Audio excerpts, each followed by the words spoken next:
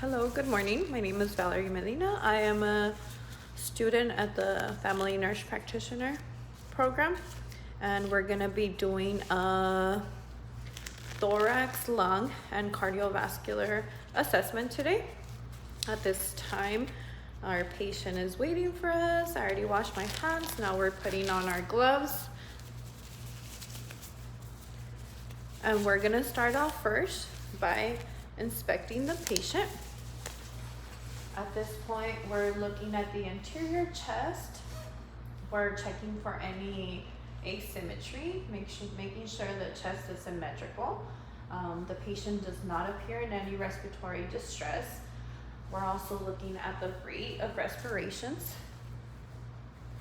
We're looking at the depth of respiration. Patient is breathing regular, deep. There's no severe effort of breathing. She is not sitting in a tripod position. She is sitting upright. Overall, no signs of respiratory distress. We're gonna do the same thing. I'm gonna turn her so we examine the interior and the posterior side of the chest. Same thing, no asymmetry. She's sitting upright. No respiratory distress in general.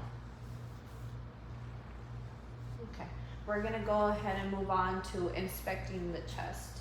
We're gonna take a look at the color of her skin. There's no bruising, she's not pale, there's no cyanotic looking, she's not bluish, grayish. And we're gonna inspect the back of the chest this right. Okay, no bruising, nothing. We're gonna go ahead and move on to palpating the chest. We're gonna examine for any tenderness, any bruising. What else? We're gonna try to feel for any crepitus. Crepitus is like a Rice Krispie filling. We're also gonna test fremitus. Fremitus is a normal vibration for the lung sounds, and we do that by asking the patient to say 99. So I'm gonna start off with palpating the patient's chest. Any pain or tenderness? No. Okay.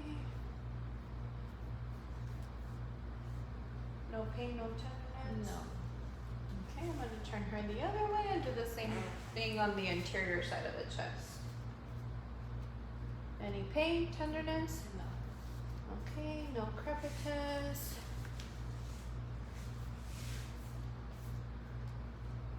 Okay.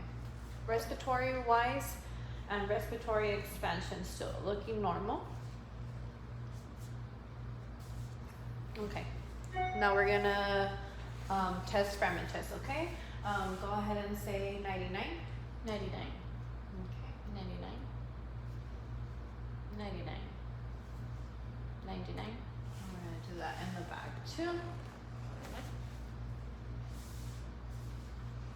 Again. 99, 99, 99, 99, 99, 99. Okay, fremitus vibrations are normal.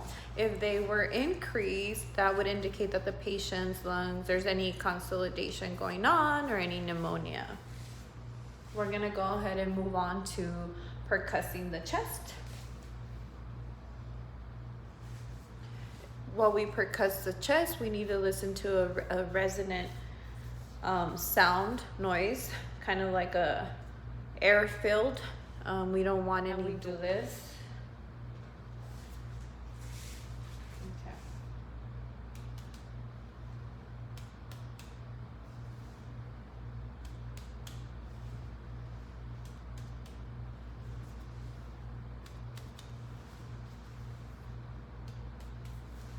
We're gonna do this in the back too.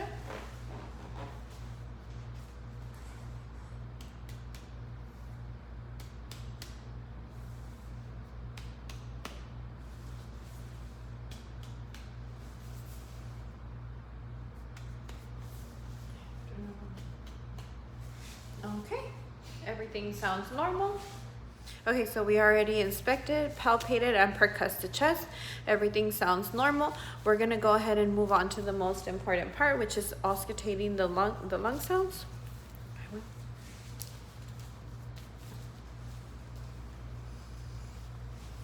Okay, we're gonna listen to any abnormal or adventitious lung sounds by asking the patient to breathe normally. And we're gonna start off by assessing the tracheal area and listening to.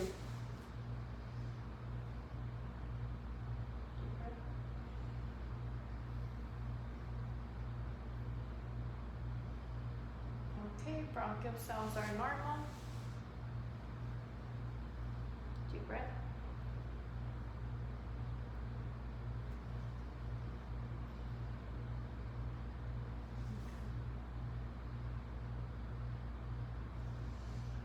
One more time on this one. Okay, now we're gonna go ahead and do the same thing on the back. So far bronchial, vesicular sounds and vesicular sounds were normal. They're clear. Go ahead and take a deep breath. Perfect. Deep breath.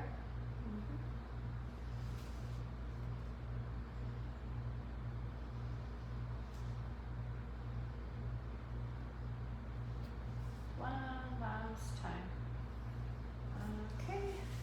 That concludes our lung and thorax. We're gonna go ahead and move on. Okay, for the cardiovascular system, we're gonna start off the same with inspection. So we're gonna inspect the chest, and then we're gonna inspect jugular vein on both sides. There's no distension, no bulging of the jugular vein. We're already here, so we could go ahead and palpate the carotid arteries and feel for a pulse right there. We could also palpate brachial and radial bilaterally. That's one way for us to get the heart rate. And then what can we say? Okay. Let me do this one. We're gonna palpate the precordium for any heaves, thrills, or palpable heart sounds.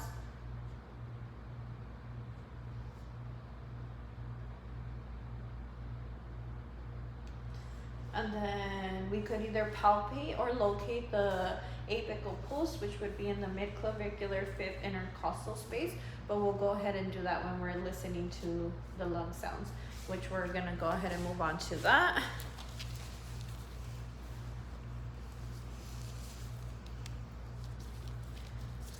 Okay, so we're gonna start off by listening to S1, which is listening to the aortic valve.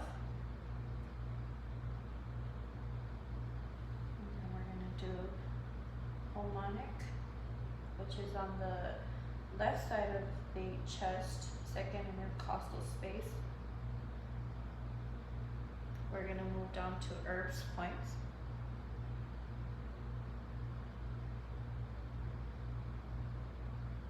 We're gonna move down to, that's S3, we're gonna move down to S4 for the tricuspid valve.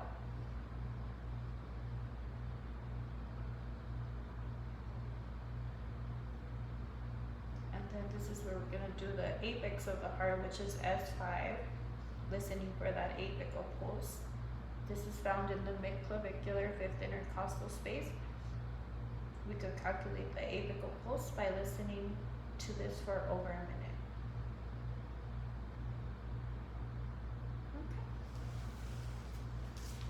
Heart sounds are The cardiac assessment also includes taking a blood pressure reading and heart rate. We're going to be using the pulse ox for the heart rate. That's one of our options.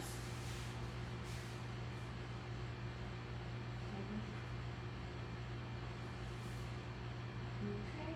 While we do that, we can also feel her radial pulse. Both. Brachial pulse.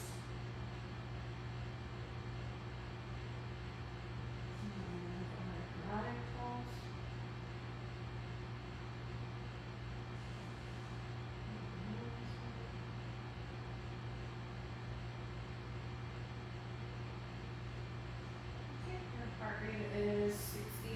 which is within normal of 60 to 100 beats per minute. And we're gonna go ahead and move on to take this patient's blood pressure. Go ahead and cross the legs.